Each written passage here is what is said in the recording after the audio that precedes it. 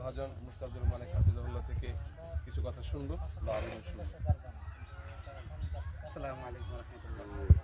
আমাদের আব্দুল্লাহ মারুফ ভাই বলেছেন, খুব সুন্দর করেই বলেছেন যে আল্লাহ তাআলা আমাদের সবাইকে কথাগুলো বুঝে আমল করার তৌফিক দান করুন। আমি সবাইকে বলবো, আমাদের দেশে একটা কথা আছে, দশের লাঠি একের বোঝা।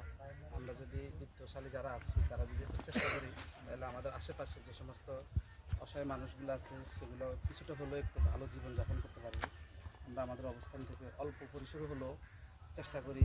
এখানে প্রায় 10 বাঁধের মতো টিন লাগবে, যেটার আনুমানিক খরচ মিনিমাম 70 থেকে 80,000 টাকা। এতটুকু টাকা হলে এই ঘরটা সুন্দর হয়ে যাবে, নাহলে তো কাঠগুলো নষ্ট হয়ে যাবে। উনি অনেক কষ্ট করে এই কাঠগুলা ব্যবস্থা করেছেন, এলাকার মিস্ত্রিরা স্বেচ্ছাশ্রমে কাজ করে দিয়েছেন। আল্লাহ তাআলা ওনাদেরকে যাবে হেদ দান করুক।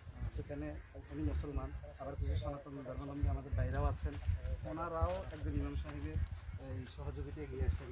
আল্লাহ তাআলা ওনাদেরকে এটার বিনিময় দান করুন। এই জন্য আমরা আমাদের দিনদরদি মুসলিম ভাই এবং আমাদের মোকটালা ভাই, আমাদের স্বামী আঙ্কেল, আমার শ্বশুর, উনি বলেছেন, আমাকে আশ্বস্ত করেছেন উনি আমাদের এই কাজে শরীক থাকবেন।